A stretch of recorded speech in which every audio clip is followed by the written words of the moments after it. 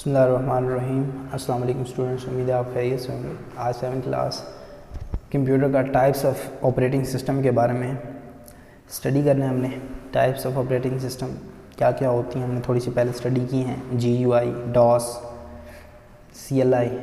GUI में Microsoft, ठीक है। CLI का मतलब कमांड लाइन इंटरफेस, उसमें DOS आपका ऑपरेटिंग सिस्टम है। GUI में आपका Microsoft Windows graphical use interface है। जिस तरह हमने इनको थोड़ा सा देखा भी था कि कैसे इनके ऊपर कमांड्स लिखी जाती हैं और कैसे GUI को आप एक कर्सर के ज़रिए आप यूज़ कर रहे होते हो, आइकन्स के ज़रिए यूज़ कर रहे होते हो। Microsoft Windows use personal computer, Microsoft Windows personal computer पर यूज़ होती हैं। कुछ ऑपरेटिंग सिस्टम जो हैं वो एम्बेडेड माइक्रो प्रोसेसर्स और सर्वर पर यूज़ होते हैं। यानी कुछ ऑपरेटिंग सिस्टम जो होते हैं स्पेसिफिक बने होते हैं कि एम्बेडेड कंप्यूटर या एम्बेडेड माइक्रोस्कोप इसको यूज़ करें, माइक्रो प्रोसेसर इसको यूज़ करेंगे। अच्छा, एम्बेडेड माइक्रो प्रोसेसर के बारे में पहले भी मैं बता चुका हूँ, दोबारा भी आपको बताता चलूँ कि एम्बेडेड माइक्रो प्रोसेसर्स आपने ऑटो कार्स देखी होंगी जो ख़ुद ब खुद अपने गेयर्स तब्दील करती हैं, ख़ुद ब खुद चलती हैं, ठीक है।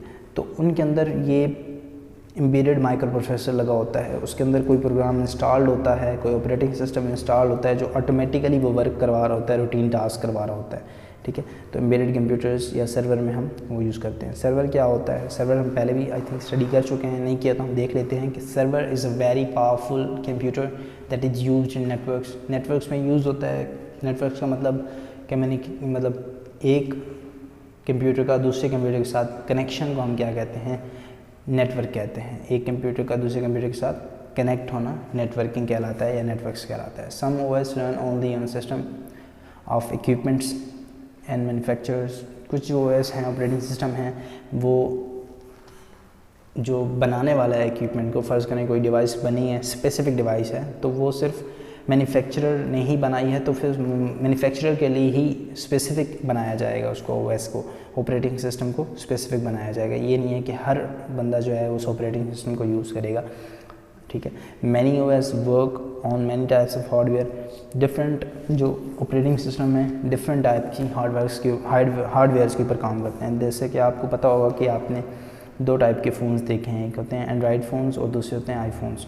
आईफोन्स के ऊपर iOS, ठीक है, मैक्टोनिश का आपका OS चल रहा होता है, लेकिन जो आपका एंड्रॉयड है उसके ऊपर आपके सिंपल एंड्रॉयड का अपना ही ऑपरेटिंग सिस्टम है वो चल रहा होता है। डिफरेंट टाइप के ऑपरेटिंग सिस्टम होते हैं, डिवाइस पे डिपेंड कर रहा होता है कौन सी डिवाइस है, ठीक है। अब जो सिस्टम मैं चला रहा हूँ इसके ऊपर माइक्रोसॉफ्ट विंडोज़ हुई हुई है, विंडोज 7 हुई हुई है, ठीक है। कोई और डिवाइस जो होगी उसके ऊपर कोई और हुई होगी। तो पहले जो डिपेंड कर रहा होता है हमारी हार्डवेयर कैसे, हार्डवेयर की डिपेंडेंस के ऊपर ही हमारा सॉफ्टवेयर काम करता है। ये नहीं है कि हम एप्पल के ऊपर एंड्रॉयड चला रहे हो तो ऐसा पॉसिबल नहीं होता। तो हमें देखना पड़ता है कि हार्डवेयर कैसा है, इसी मुनासबत से हम OS ऑपरेटिंग सिस्टम हम जज करते हैं। Most OS system doesn't allow user to change the instruction that are part of the software. बहुत सारी OS होते हैं जो तकरीबन जो हैं वो OS अलाउ नहीं करते यूज़र्स को कि उनके अंदर चेंजिंग्स की जा सकें। लाइक हमने सिंपली देखा है कि ऑपरेटिंग सिस्टम में बूटिंग अप पे जब आप जाते हो तो वेलकम लिखा हुआ होता है आपके सामने स्टार्ट ऑफ कंप्यूटर में, ठीक है। आपके सामने कुछ कलरिंग नज़र आ रही होती है, red, blue and green, yellow. Windows 7 नीचे, फ़र्ज़ करें आपकी विंडोज़ 7 है तो आपको विंडोज़ 7 नीचे लिखा हुआ नज़र आएगा। तो ये जो आपको नज़र आ रहा होता है, जो आपका ऑटो हो रहा होता है, तो आप इसको चेंज नहीं कर सकते, ठीक है। ज़्यादातर आप चेंज नहीं कर सकते। कुछ जो यूज़र्स हैं, कुछ जो प्रोग्रामर्स हैं, कुछ जो मैन्युफैक्चरर्स हैं, वो कुछ ऐसे OS बना देते हैं जिसमें आप कहीं कहीं पर चेंजिंग्स कर सकते हो, ठीक है। कुछ कंपनीज़ जो हैं वो अलाउ करती हैं आपको कि इस इंस्ट्रक्शन को आप इस तरह चेंज कर सकते हो, इस प्रोग्राम को आप थोड़ा सा इस तरह डिफ़ाइन कर सकते हो, इस तरह तब्दील कर सकते हो।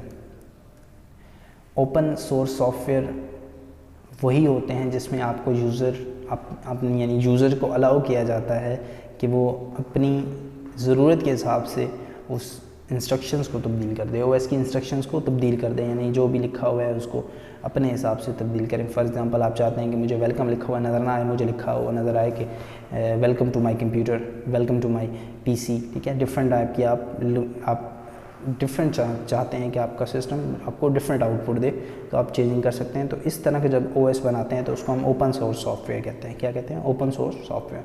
कुछ एग्जांपल है उसकी, एक एग्जांपल दी हुई है लिनक्स की, ठीक है। लिनक्स बहुत पुराना ये नहीं है बहुत पुराना है, लेकिन यूज़ होता है। अब बहुत बड़े सर्वर्स जो हैं उनमें यूज़ होता है। कहीं पर आप देख लेते हैं कंपनीज़ वगैरह में तो लिनक्स वहाँ पर यूज़ हो रहा होता है। तो उसकी डिपेंडेंस ये होती है कि आप किस तरह उसके अंदर चेंजिंग लाते हो अपनी ज़रूरत के हिसाब से। डिफरेंट ओएस हैं जो बिजनेसेस में यूज़ होते हैं, यूनिवर्सिटीज़ में यूज़ होते हैं, और इंजीनियरिंग फील्ड्स में अपनी ही ज़रूरत के हिसाब से। आज के टॉपिक के बारे में कुछ क्वेश्चंस हैं आपके लिए। आज हमने स्टडी किया था types of system software, application software, यानी एप्लीकेशन सॉफ्टवेयर ऑपरेटिंग सिस्टम के बारे में हमने स्टडी किया। तो ऑपरेटिंग सिस्टम में GUI है, CLI है, ठीक है, ओपन सोर्स सॉफ्टवेयर हैं, डिफरेंट हमने आज स्टडी की। तो कुछ क्वेश्चंस हैं आपके लिए, आपने देखने हैं, इनको आपने सर्च आउट करना है और इनके आंसर्स आपने नोटबुक्स के ऊपर लिखने भी हैं और इनको प्रिपेयर भी करना है।